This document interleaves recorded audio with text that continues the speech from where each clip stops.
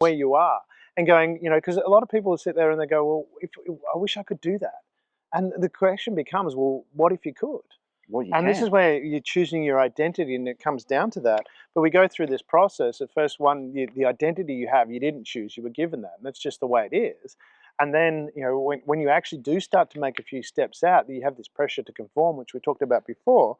But then the next phase is you start to feel a little bit, uncomfortable being who you are, and with that identity, because it's not you. It starts to chafe in a way. It starts to feel that uncomfortable. It's kind of like you've been on the beach and you've got a bit of gritty sand in places you don't want it, and it's just Mm. just starting to get a little bit uncomfortable. There's just something not right.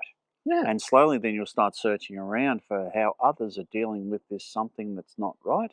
Absolutely, Which, and things that you would normally do, that success doesn't feel the same anymore, and you feel like you should feel better about things, and it's kind of this little bit of a lost feeling. But this is where you're talking about this frustration builds up, and this is that part where your identity starts to chafe, and you're in situations, you might feel restless after you've done and achieved something. You go, well, it just doesn't feel, and you feel restless. And you said you might feel that frustration and anger, as Noel talked about.